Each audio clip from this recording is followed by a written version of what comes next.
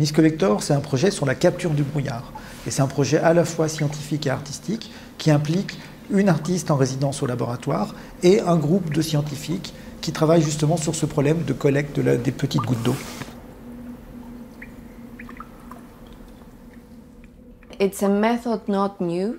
It's been used for many years in different parts of the world, but specifically actually in Chile, in the Atacama Desert, one of the driest places on Earth. So people are collecting water already and they are using it for irrigation and also for drinking. For this process, people use fishing nets, but they present the problem of clogging and drainage. So when I came to l'École Polytechnique, and when I met Camille, and when I started to work with Camille, one of the most important objectives was to increase efficiency of the process of collecting water from fog.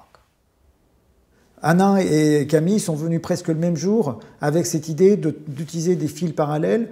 Anna, elle voyait une forêt. Camille, elle voyait plutôt un textile non tissé, des gouttes qui ruisselaient, la collecte des gouttes, le fait qu'on puisse drainer le filet de façon plus efficace.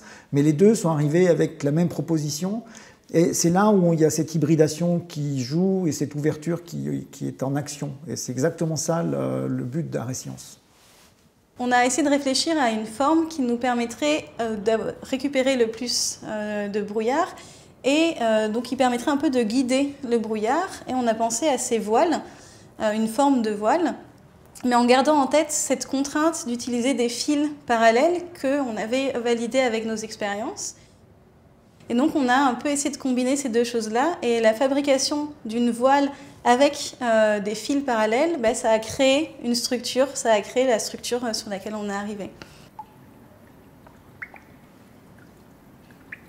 Quand on regarde ce qui se passe, on voit que les gouttes apparaissent sur la structure, on voit qu'elles grossissent, on voit qu'elles forment des ponts capillaires entre les fibres, et on voit comme ça le liquide qui s'écoule et qui est collecté parce qu'on a ces ponts capillaires et parce qu'on a cette sculpture dans le brouillard.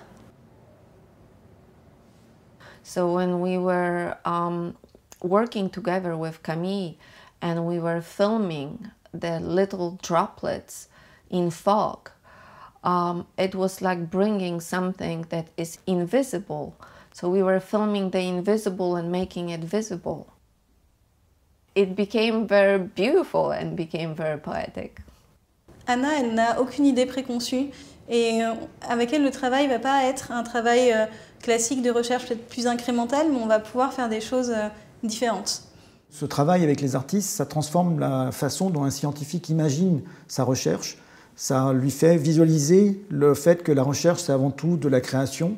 Et cette partie de création, elle n'appartient pas à la partie rationnelle de la recherche, c'est pas que ça. Et moi je parle en tant que scientifique avant tout, c'est de ne pas se faire emporter par la preuve, par le rationnel. C'est-à-dire qu'il faut toujours redonner l'ouverture vers le sensible pour justement découvrir le moment où il va y avoir une innovation. Sinon, on va passer à côté de cette innovation. So I think through this collaboration, this is what is happening. We are able to communicate messages and present work that we are doing here to a larger public through the artworks. Le public peut réinterroger, peut faire son propre chemin, sa propre démarche, et il n'est pas contraint par apprendre le langage de la preuve, on ne lui apprend pas le solfège, mais on lui fait percevoir la musique des sciences.